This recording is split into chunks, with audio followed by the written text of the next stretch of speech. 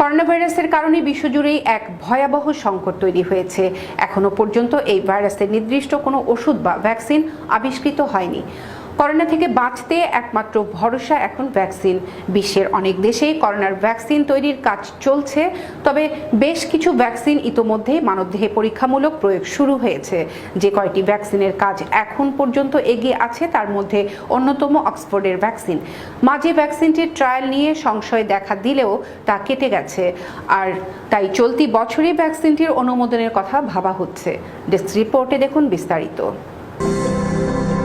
Oxford বিশ্ববিদ্যালয়ের একদল বিজ্ঞানী এবং ফার্মাসিউটিক্যাল কোম্পানি অ্যাস্ট্রাজেনেকার উদ্যোগে যৌথভাবে করোনার ভ্যাকসিন তৈরি হচ্ছে। যুক্তরাজ্যের গণমাধ্যমের প্রতিবেদন অনুযায়ী এবছরের শেষের দিকেই হয়তো অক্সফোর্ডের ভ্যাকসিনের অনুমোদন দেবে দেশটির স্বাস্থ্য দপ্তর। ব্রিটিশ সরকারের বিভিন্ন সূত্রের বরাতে জানা গেছে, চলতি বছরের মধ্যেই সম্ভবত এসে যাবে করোনার এই সম্ভাব্য ভ্যাকসিন। 6 মাস অথবা তারও আগে ভ্যাকসিন চলে আসতে পারে বলে আশা প্রকাশ করছে একটি সূত্র। বর্তমানে এই ভ্যাকসিনের তৃতীয় ধাপের ট্রায়াল চলছে। যুক্তরাজ্যের ভ্যাকসিন সংক্রান্ত জয়েন্ট কমিটি একটি বিশেষ প্রোটোকলের উন্নয়ন করেছে। এতে বলা হয়েছে, যে কোনো অনুমোদিত ভ্যাকসিন প্রথমেই 65 বছরের বেশি বয়সীদের দেওয়া হবে। এছাড়া যাদের অন্য কোনো রোগ রয়েছে বা উচ্চ ঝুঁকিতে রয়েছেন তাদের দেওয়া হবে। তারপর থাকবেন 50 ঊর্ধ্বরা। সবার শেষে তরুণ তরুণীদের দেওয়া হবে এই ভ্যাকসিন।